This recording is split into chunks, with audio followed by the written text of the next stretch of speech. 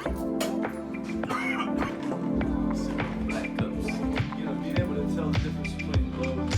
we do is make hits, my dog. Real shit, man. It's in the wall.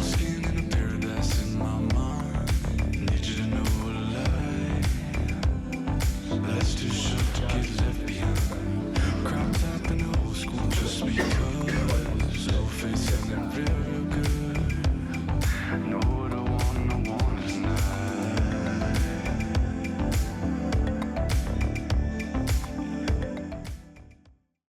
Alright, so how long have you been doing this?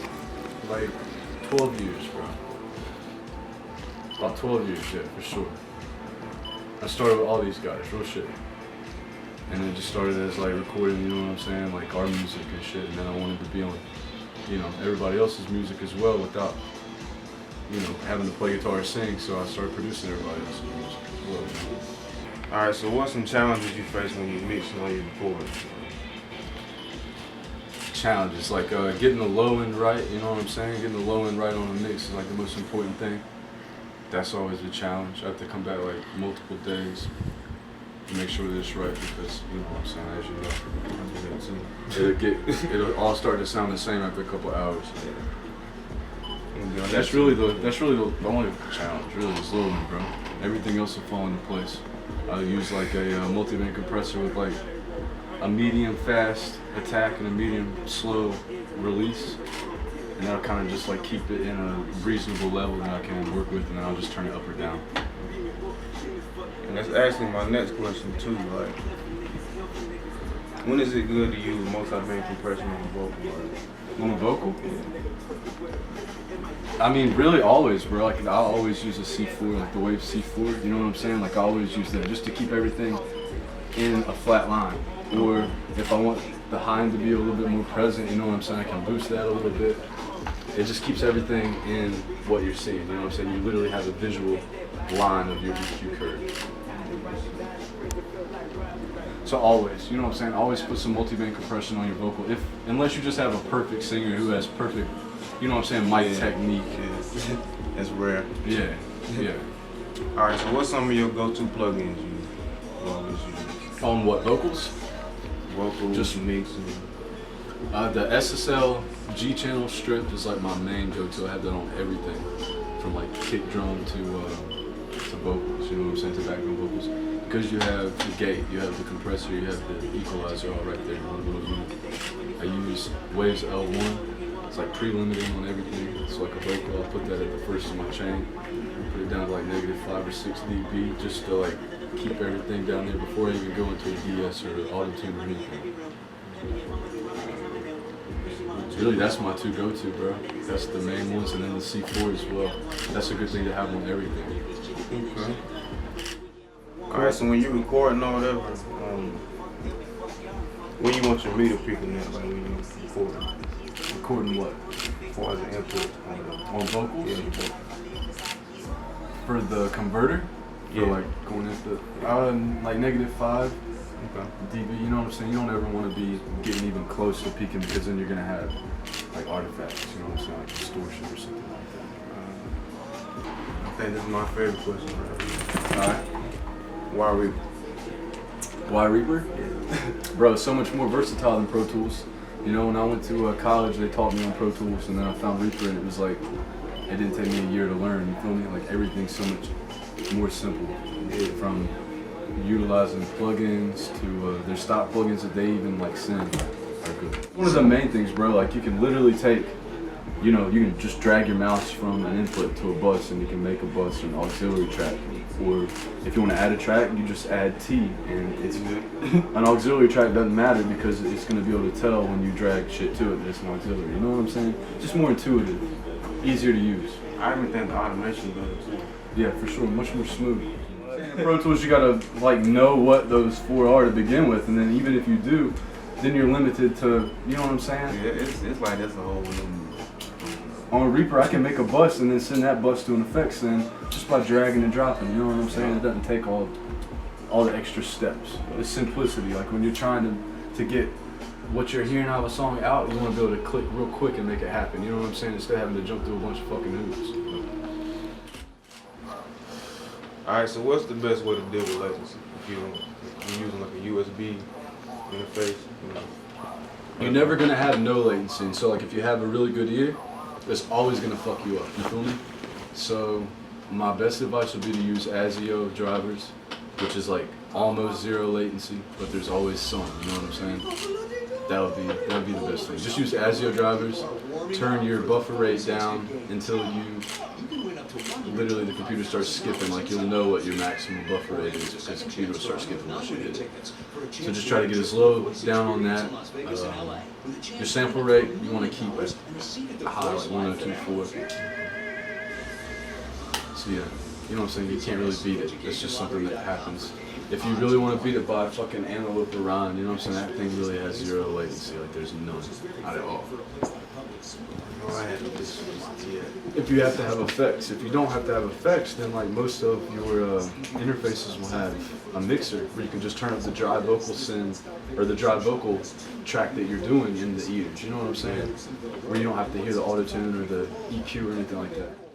How important is training your ears when it comes to mixing? 100%. Very important. You know what I'm saying? It's everything. If you can't identify what the problem is, you can't work backwards and fix it. Good gas. Somebody take this. Yeah. Okay, so what about engineering inspired you to do your own music, and what about music inspired you to be an engineer? It really just came from being an artist, you know what I'm saying, and like being in a band that I wanted to become an engineer. And I just wanted to be an engineer for like the longest time, you feel me? And then a couple of years ago, I realized that my artistry was a little bit, you know what I'm saying, more profitable. So that's the lane that I went in. And I'm still an engineer, don't get me wrong. I'm just focusing more on my artistry than that. It goes hand in hand though, because I produce my own shit, you feel me? Yeah. So I'm always being an engineer as well, but as far as being like a freelance engineer or something like that, I'm doing more of the artistry stuff nowadays. And that's how it started out. So,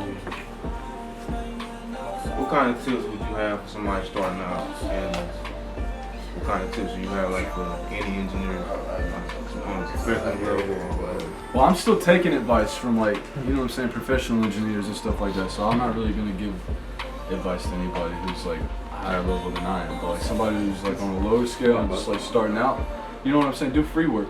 That's what I did. You know what I'm saying, starting out, do free work until you have something to show somebody that sounds really, really good and then start charging. You know what I'm saying? Like establish your sound.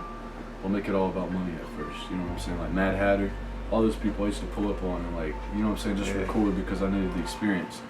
And then we just smoke and drink. You feel me? It was never about making money up until I realized like, hey, I have a product that people want. You feel me? That's my advice. You feel me? And work hard. You know what I'm saying? Like work to make your mixes above average. Don't just fucking make them sound good. You feel me? Good doesn't sell. Great sells. You feel me? Well, but we're gonna talk about the hybrid setup for a second. Why I use like analog and then, you know, digital as well. So the benefits of analog are like true sound, warm sound. What comes out of the mic is like going in, sounding exactly the way it does. Digital is having to go through conversion. So unless you spend like 3 or 4 grand on some good converters, you're not gonna have natural sound.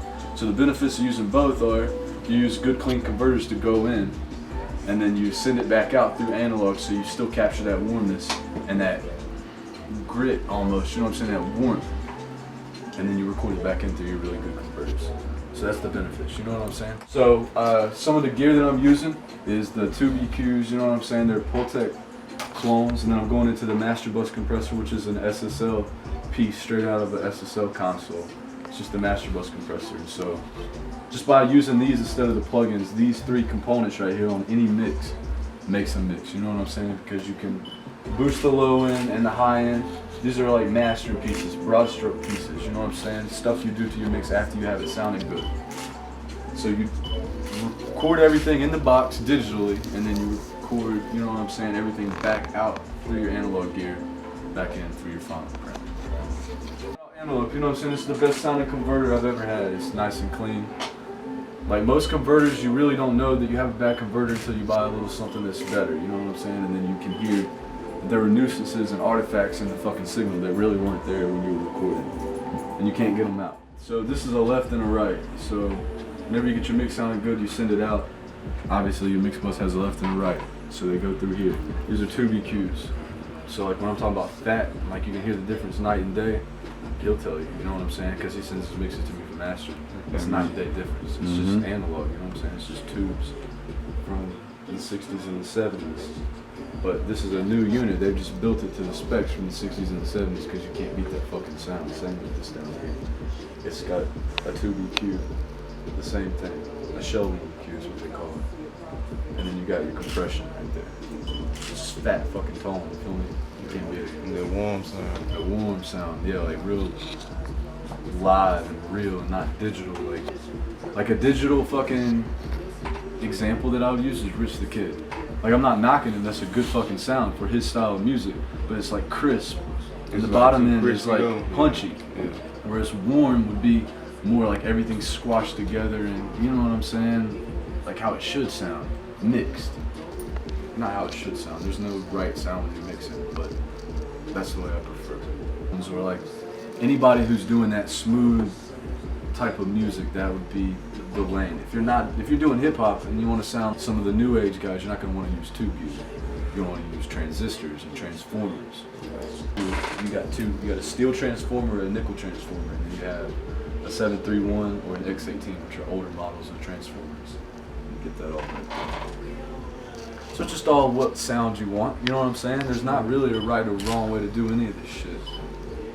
It all just goes on what the taste is and what the artist wants. And then the benefit of being a producer is if you know what the fuck, if you know in each of these scenarios what pieces of gear to go to or what plugins to go to, then you're versatile, you know what I'm saying? You can do anything. Things you just learn along the way, like the 1176 and rock vocals are fucking key, but they're not good for rap vocals.